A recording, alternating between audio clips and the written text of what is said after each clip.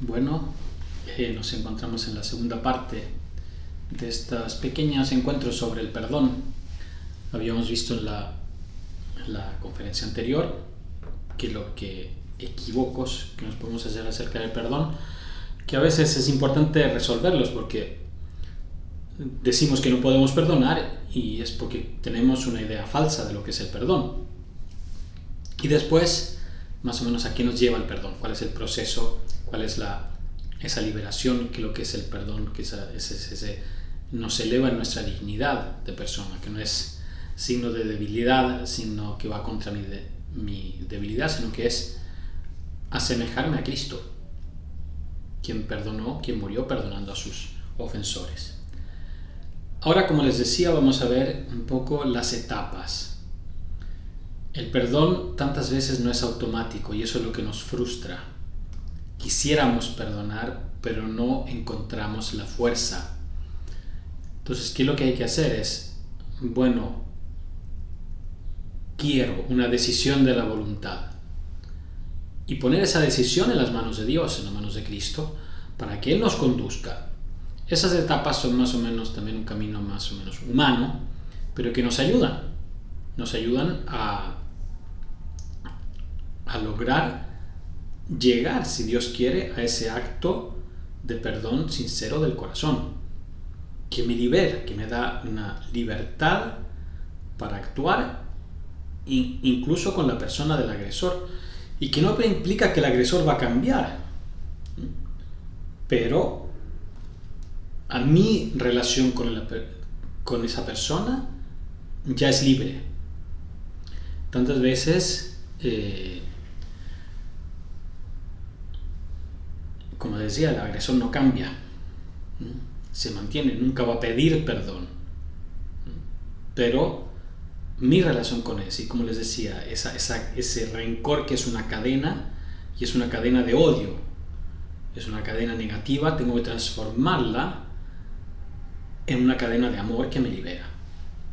Entonces, primero, descubrir y reconocer, que les decía, a veces hay cosas de mi vida pasada que yo creía ya abandonadas y que están ahí como un peso muerto, como algo que llevo, que arrastro, ¿no? Y que me da ese fastidio. Entonces, descubrir y reconocer que hay rencores es el primer paso, porque si yo digo, a mí no me han hecho nada, esos equívocos, no fue tanto, o justifico, etcétera, que pueden ser dinámicas en que entra la persona que ha sido víctima de abusos, de heridas fuertes, y no lo reconoce.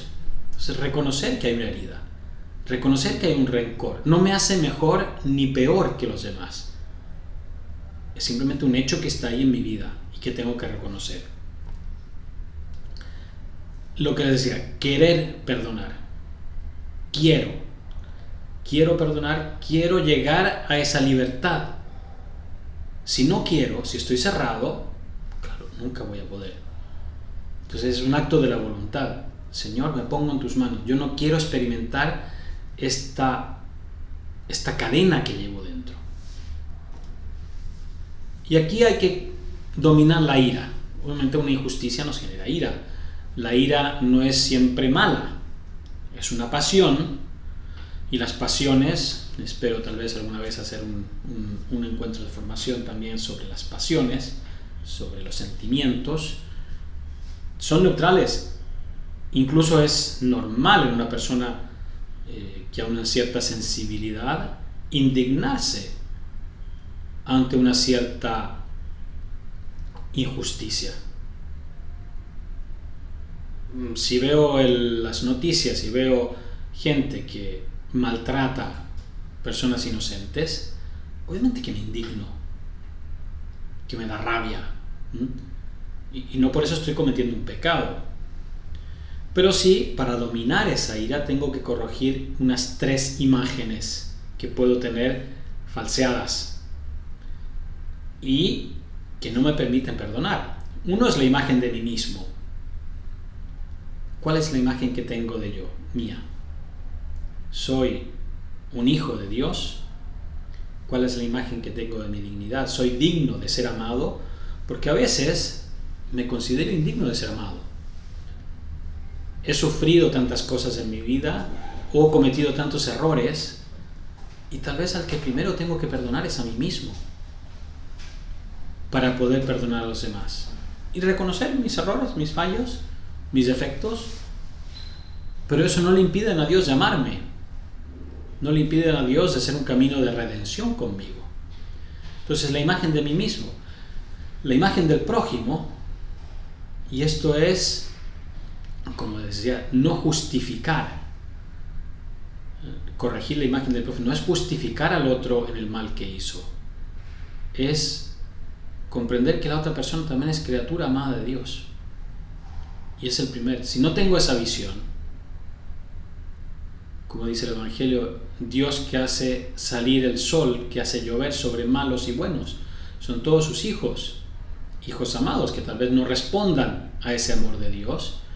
Entonces sí tengo que corregir esa imagen, como digo, prima mía, de mí mismo, sentirme amado. Tantas veces hay tantas, pueden haber, sentirme digno de ser amado, y el primero que me ama es Dios, el primero que ha dado su vida por mí es Jesucristo. Y a veces hay heridas que me hacen sentirme indigno. No, yo no merezco ser amado, errores, etcétera, cosas que he sufrido, y ahí hay un trabajo que hacer. Lo que les decía, corregir también la imagen que tengo del otro, para verlo como Cristo y pedirse al Señor, quiero verlo como tú lo ves. Y tercero, la imagen de Dios, la imagen que tengo de Dios. Si yo tengo un Dios que es solo justicia, que está ahí para castigar a los malos y dar sus beneficios a los buenos, obviamente que nunca voy a perdonar, porque yo era un Dios de justicia que castigue al que me hizo el mal. Entonces, cuando yo tengo la imagen de Dios como un padre, claro, es difícil hablar de padre si el que abusó de mí fue mi papá. Yo no quiero tener un Dios que sea padre si mi padre terrenal es aquí, y aquí hay que cambiar un equívoco. No llamamos a Dios Padre por los ejemplos de padre. Si Dios es como un padre.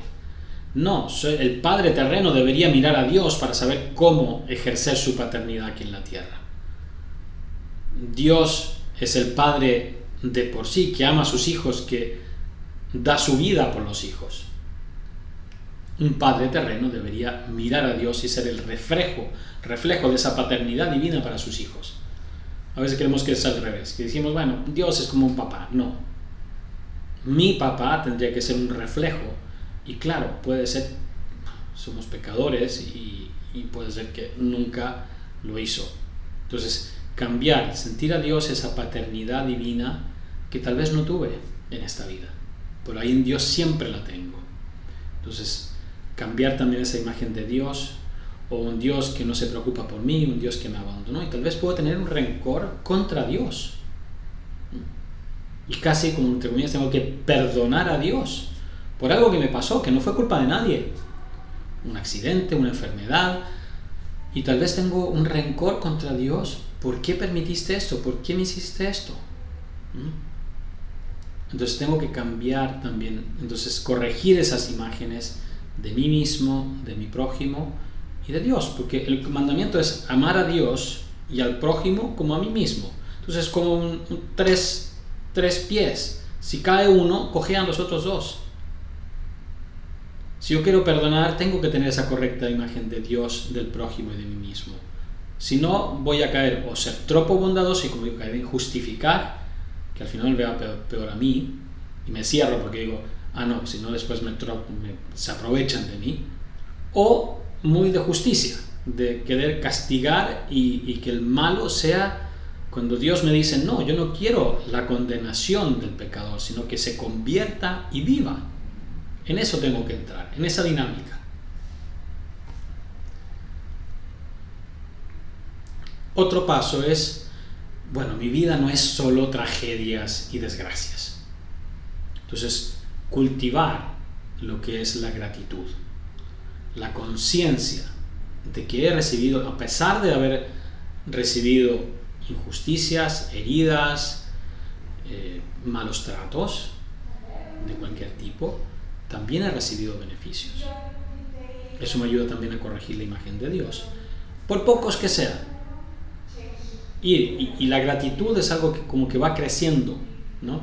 Entonces el hecho que yo soy capaz de agradecer me ayuda a ir reconociendo más y más, y voy descubriendo más cosas en donde puedo ver detrás esa mano, esa providencia de Dios que me acompaña. Quinto, obviamente para los que somos de fe católica, ¿con quién voy a desahogarme? ¿Con quién comparto esos momentos dolorosos? Y aquí es, el primero que tengo que ir es ante un tabernáculo, ante un crucifijo, y hablar de Dios con lo que me sucedió. Es que Dios nos interesa. Volvemos al punto 3. Claro que Dios interesa. Pero si ya lo sabe, como un buen amigo, le comparto mi intimidad, le comparto lo que llevo dentro. Entonces sí es importante tener esos momentos de intimidad, que no es ir a lamentarme totalmente, constantemente, porque a mí, porque a veces el por qué no encuentra respuesta, ¿no? Pero sí decir, Señor, al menos contigo puedo compartir este dolor, este rencor que llevo dentro, y ahí decir, Señor, yo creo que tú me liberes. Y esa es una oración de liberación muy profunda, compartir mi rencor con Él. Y Señor, ¿cómo lo hiciste tú? ¿Cómo lo hiciste tú para no caer en eso? A ti que te traicionaron, a ti que te escupieron, a ti que te crucificaron, a ti que te abandonaron.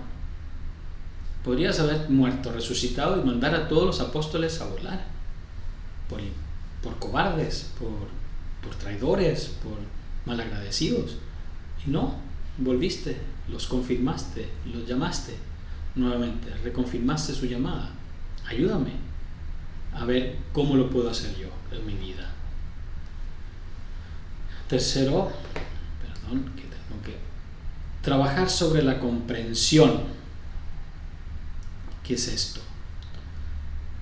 Trabajar sobre la comprensión.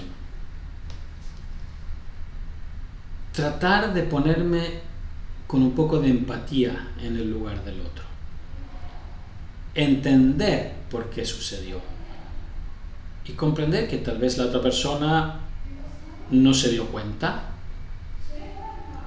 que la otra persona está enferma.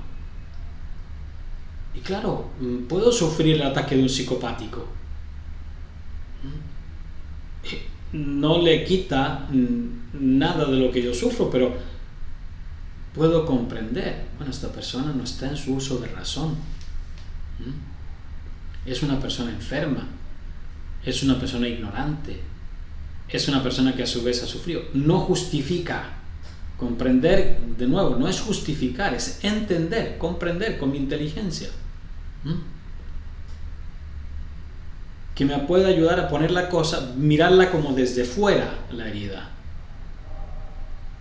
Y creo me ayuda.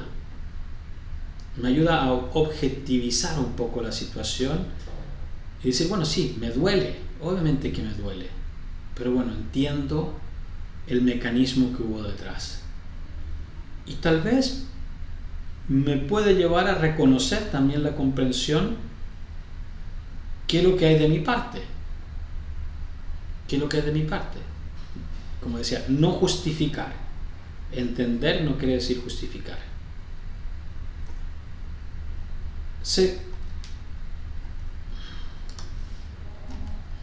El séptimo paso es de la comprensión a la compasión. Me doy cuenta que es una persona enferma. Señor, ¿cómo tratabas tú a los enfermos? Me doy cuenta que es una persona ignorante, que no recibió formación en su vida. Me doy cuenta simplemente que es una persona narcisista, egoísta, y que vive encerrada en la jaula de su narcisismo, de su egoísmo. ¿Cómo la ves tú, Señor?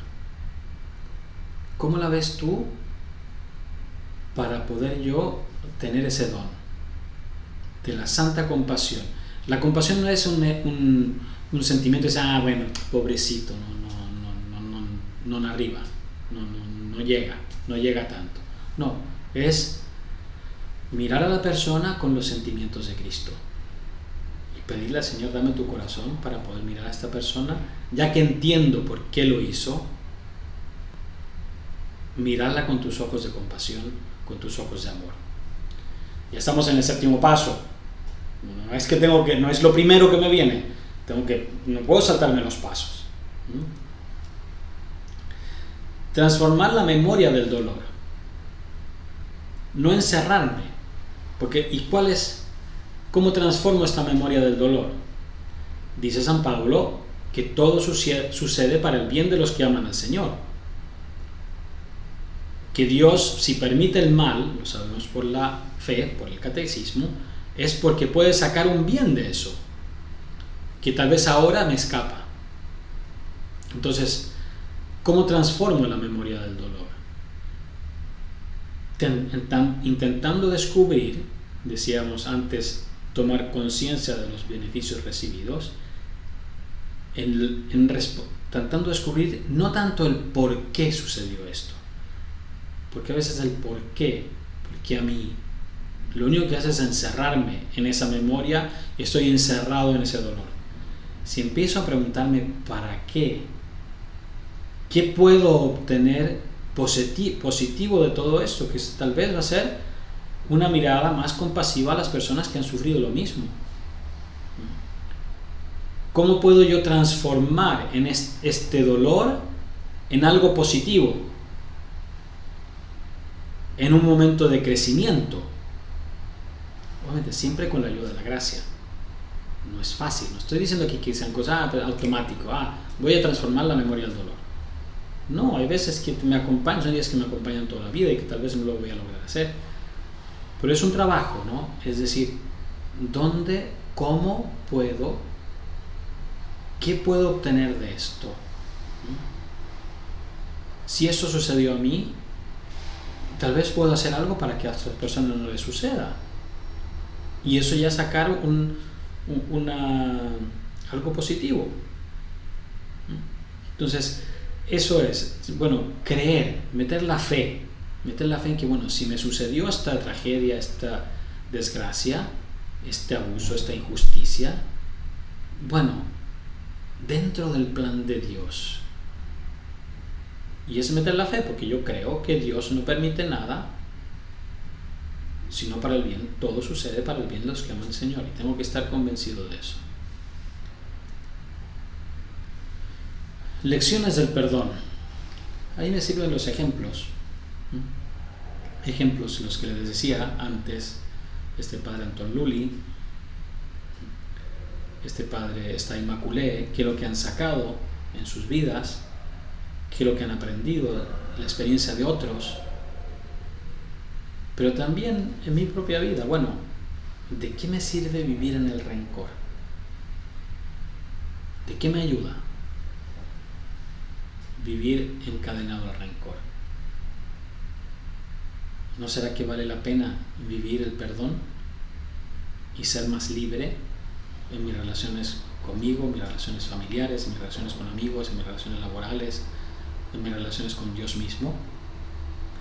Entonces, ir a ver eso, ¿qué es lo que puedo aprender? ¿Qué es lo que me puedo...? Y no es utilitarismo, es un beneficio espiritual. No es que voy a perdonar solo porque así voy a ser libre. No, ese es un fruto del perdón. Y después el 10º es el paso más difícil, que tantas veces no lo voy a lograr hacer: mostrar perdón al ofensor. Porque el ofensor tal vez ya no está, ya murió. Claro, puedo ir al cementerio, a su tumba, llevarle flores, algún gesto simbólico, pero ya darle un abrazo no lo voy a poder. O porque es imprudente. Muy atentos a esto. Es que me casé con un marido psicopático que me golpeaba, una mujer psicopática, ¿no? Que me golpeaba, me intentó matar, etc. Tuve que salir arrancando. Lo puedo perdonar, pero tal vez no sea lo mejor acercarse, no sea prudente, ¿no? porque puedo poner en riesgo mi vida. Entonces, en ese sentido, pero sí, al menos en el deseo. Mira, Señor, si esta persona me la encuentro, le doy un abrazo. Y aquí está el ejemplo de San Francisco de Sales y Santa, creo que es Juana María de Chantal, la baronesa de Chantal. A ella le mataron el marido, creo que en una casa, en un acto de cacería, ¿no? Le dispararon por accidente y mataron al marido. Y ella sentía esta repulsión hacia la persona que tal vez sin culpa, como decía, no es que no le asesinaron, sino que fue un accidente en la cacería que mataron a su marido. Y claro, llegó un momento, lo evitaba a esta persona, pero llegó un momento que parece que esto iba a ser imposible evitar su presencia. Había un acto que tenía que estar presente. Y claro, San Francisco, que había mucha amistad con ella, le dice, bueno, mira Jesucristo, sé que te va a venir toda esa repulsión, pero tú trata de, y aquí es otro tal vez equívoco, ¿no? Que a veces, no, es que yo no puedo ser falso, trata de demostrarle toda la caridad que Jesucristo le mostraría. Es que no me nace. Bueno, trata y pide ayuda. Y es como decía, el paso más difícil que a veces no será posible darlo. Eso es lo que en cuanto al perdón. Ya la próxima, que son los próximos 20 minutos más o menos, vamos a hablar un poquito más en la vida de pareja, algunas dinámicas que se dan, que es necesario perdonar, y también algunas, tomado de unas palabras del Papa, algunos elementos que me pueden ayudar a cómo evitar llegar a esto. El ideal es que no tengamos que hacer todo este proceso, pero bueno, entonces eso será en la tercera y última unidad. Nos vemos a la próxima.